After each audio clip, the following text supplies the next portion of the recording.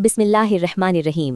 प्यारे दोस्तों, अल्लाह ताला की रहमतों, बरकतों और मग़फ़िरत का मुबारक महीना रमज़ान हम पर साया फ़गन होने वाला है। ये मुबारक महीना सिर्फ रोज़े का नहीं बल्कि अपनी ज़िंदगी को सुधारने, गुनाहों से तौबा करने और अल्लाह के करीब होने का एक अजीम मौका है। आइए इस वीडियो में हम समझने की कोशिश करते हैं रमज़ान मुबारक की अहमियत, उसकी फ़जीलत और उस रूहानी पैगाम को जो हर मोमिन के दिल को रोशन कर देता है। अगर आपको ये वीडियो पसंद आए तो वीडियो को लाइक और शेयर ज़रूर करें और ऐसी ही रूहानी और फ़ायदेमंद वीडियोज़ के लिए हमारे चैनल रोशनी का सफ़र को सब्सक्राइब करना ना भूलें।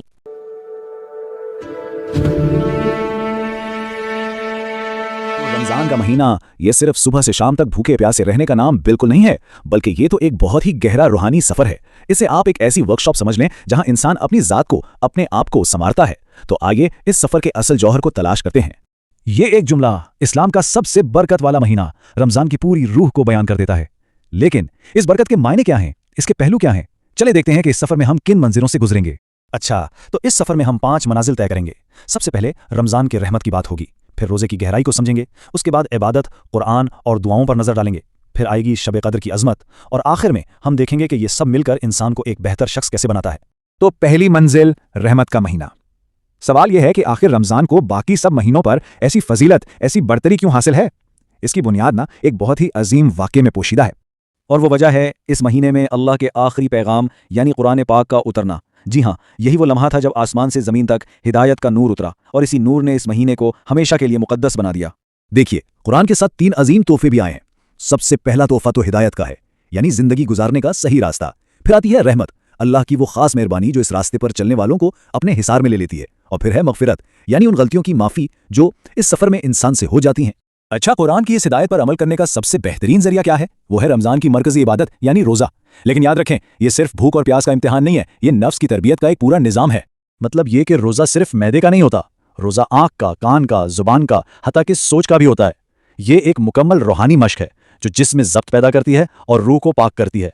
तो आखिर रोज़े का मकसद है क्या? देखें, सबसे पहले तो नफ्स पर काबू पाना, फिर इससे सब्र और तकवा की तरबियत मिलती है।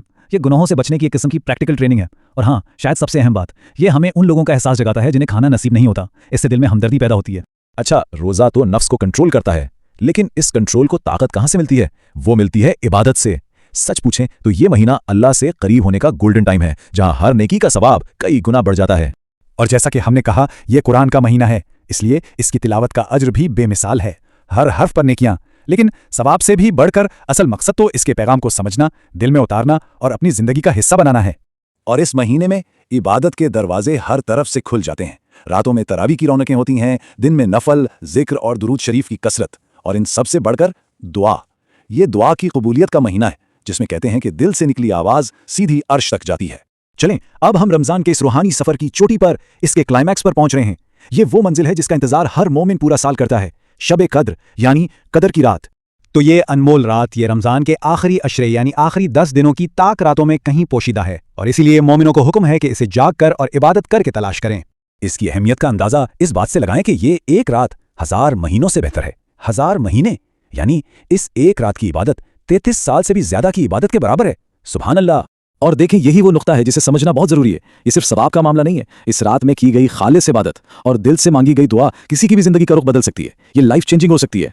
तो रोजा, इबादत, कुरान, शब कद्र, इस पूरी रूहानी ट्रेनिंग का आखिरी नतीजा क्या निकलता है? ये सब चीजें इंसान को कहाँ ले जाती हैं? मंजिल एक ही है, एक बेहतर इंसान बनना। रमजान दरअसल दिल को साफ करता है और उसमें कुछ बेहतरीन सिफात पैदा करता है, जैसे जबान पर सच्चाई, नियत में खुलूस, दूसरों के लिए रहमदिली और हाथ में सखावत यानी सदका और ज़कात।